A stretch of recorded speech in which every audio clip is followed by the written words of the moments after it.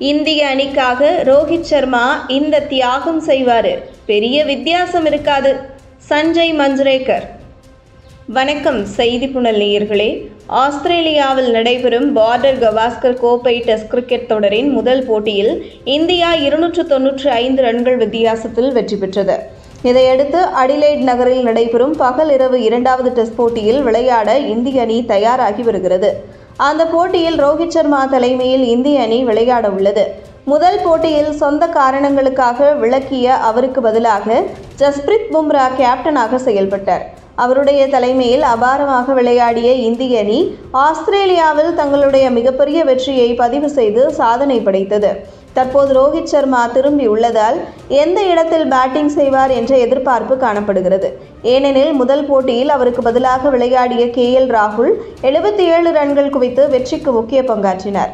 அதேபோல அவருடன் விளையாடிய ஜெய்ஷ்வால் சதத்தை அடித்து 161 ரன்கள் குவித்து வெற்றியில் கருப்பு குதிரையாக செயல்பட்டார். சொல்லப்போனால் அந்த ஜோடி ஆஸ்திரேலியாவில் 200க்கும் மேற்பட்ட ரன்களை பார்ட்னர்ஷிப் அமைத்த முதல் இந்திய ஓப்பனிங் ஜோடியாகவும் சாதனை படைத்தது. இந்த நிலையில் இந்திய அணிக்காக ரோஹித் சர்மா தம்முடைய ஓப்பனிங் இடத்தை KL ராகுலுக்கு தியாகம் செய்வார் என்று முன்னாள் வீரர் சஞ்சய் மஞ்சுரேக்கர் கூறியுள்ளார். இது பற்றி அவர் பேசியது பின்வருமாறு: நாம் நட்சத்திர அந்தஸ்து மற்றும் தற்போது மூத்த வீரராக இருக்கும் ஒருவரை பற்றி பேசுகிறோம். அவர் தற்போது பொது அறிவு மற்றும் தற்போதைய யதார்த்தத்தின் அடிப்படையில் செல்வார் என்று நினைக்கிறேன். ரோஹித் சர்மா கேப்டனாக செயல்பட வருவார். இருப்பினும் முதல் போட்டியில் 2வது இன்னிங்ஸில் ஏற்கனவே இந்தியா பெற்றதை அவர் பயன்படுத்திக் கொள்வார் என்று நினைக்கிறேன். சுப்மன் கில் 3வது இடத்தில் விளையாடி வெற்றியில் பங்களிக்க முடியும் என்று நான் உறுதியாக நினைக்கிறேன். அதேபோல ரோஹித் சர்மா ஓப்பனிங் வீரராக விளையாடுவதற்கும் 5வது இடத்தில் விளையாடுவதற்கும் பெரிய வித்தியாசம் இருக்காது என்று கூறினார்.